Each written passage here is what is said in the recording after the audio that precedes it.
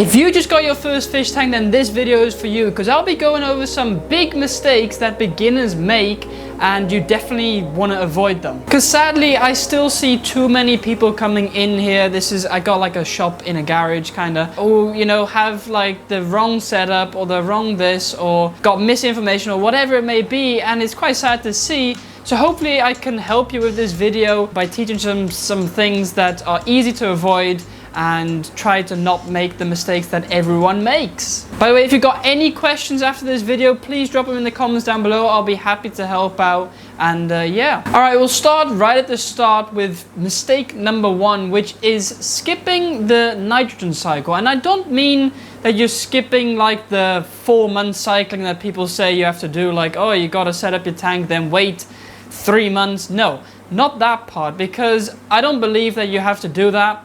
Some people will say, oh, you have to wait like a month or whatever it may be. And I also don't really agree with those things. What I agree with, or like what my view is, you need to know when your tank is ready for fish. You set up your tank, you get your plants in there, you have your substrate, everything like that, you have your filter running, things like that. You might add a bit of beneficial bacteria at the start of the process, which might help, but here's the thing. If there's no fish waste in the water, then how are your beneficial bacteria going to grow and multiply? Well, they're not. They simply are not. So you need to know that you actually want to add some kind of waste, and now there can be different things. You know, you could add just some fish food, because the fish food will rot away, and then that will be food for the beneficial bacteria. The other way is to add a small group of fish. Start with a small number of fish, then if that goes well, then slowly build up your stocking number of your tank. And to be honest, that is my preferred way of doing things. It's kind of called like a fish in cycle. There's videos on YouTube about that, but also kind of not, because I wouldn't like straight away add fish on the day 1.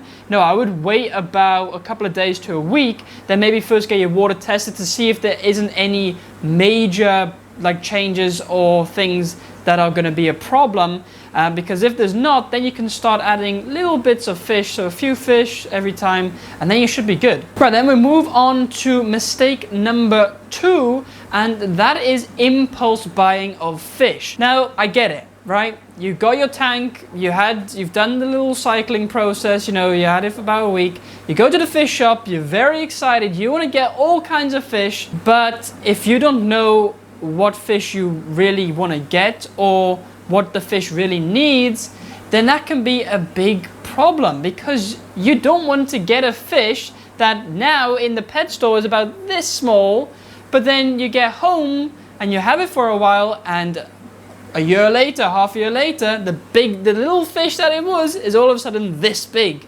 Now, unfortunately, that is still a mistake that some people make, and I would advise you to not make that mistake.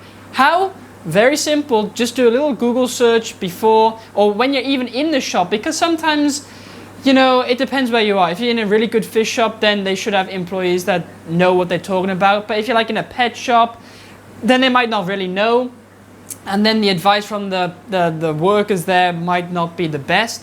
But what you can always do is just do a quick little Google search, you know, have a look, can I keep this fish in this tank, and what tank mates and things like that. And if you can, then great. And here's the thing, you could even go onto YouTube, do a quick little search about the fish, and there's enough fish care videos on YouTube about every fish species. I've got a bunch of them myself. You can check them out. I'll probably put the playlist up here somewhere. I don't know which corner it is, but yeah, check them out. You know, learn about the fish that you're getting, so you don't make a big mistake of getting a small fish, which then ends up being a massive fish. I guess that brings me over to mistake number 3, because that's kind of the same as, you know, don't get bad tank mates. You don't want to get a fish that can't go with another fish, or like if you get this fish, then it might fight with the other fish. You know, you don't want that to happen.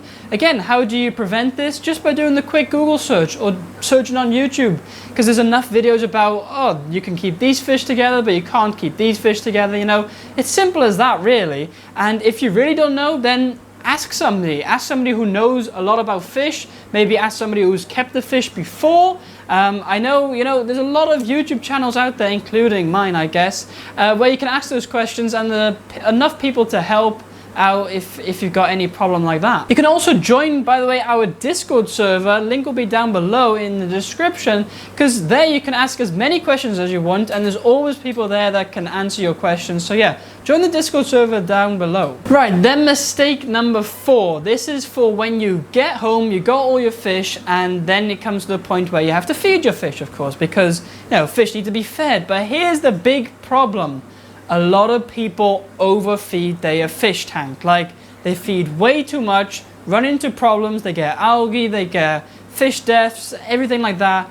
And yeah, that's just overfeeding. Like, a lot of people think that fish need a lot of food for some reason. I don't know why.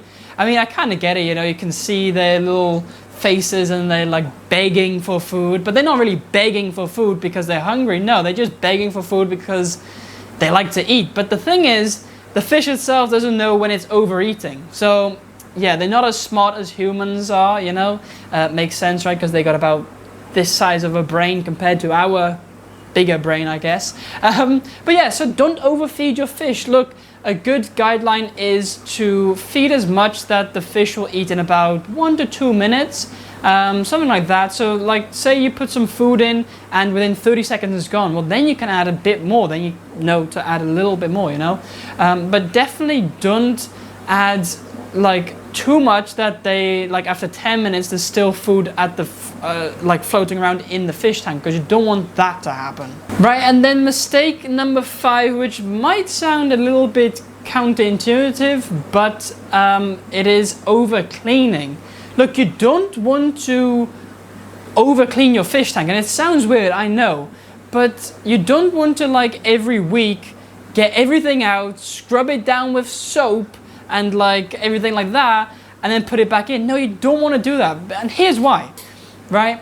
In your fish tank, there's beneficial bacteria. Now, most of that beneficial bacteria is actually not in the filter. Most of it's in like your substrate, it's on decoration, it can be on plants, things like that. And this beneficial bacteria you need, because the beneficial bacteria takes your ammonia, then puts it into nitrite, and then nitrite into nitrate, which then your plants can use, you know, because you want that process to keep going. You don't want to like restart it every week. So I know you might, maybe when you were a kid, you know, you had a fish tank at home, or maybe even like a bowl, like a bowl with some goldfish, and like every week you would clean the whole bowl, things like that. You don't want to do that, just don't do it. Yeah, maybe under clean instead of over clean is actually better for a tank. Even to leave a bit of algae is fine too, because actually if you have algae in your tank, it's a sign that your tank is doing well, you know. You got a good tank running if you got some algae. If you don't have algae, well then there's something wrong, because there's no life in the tank. Anyway, there you go. I think that's the 5 biggest common beginner mistakes that I find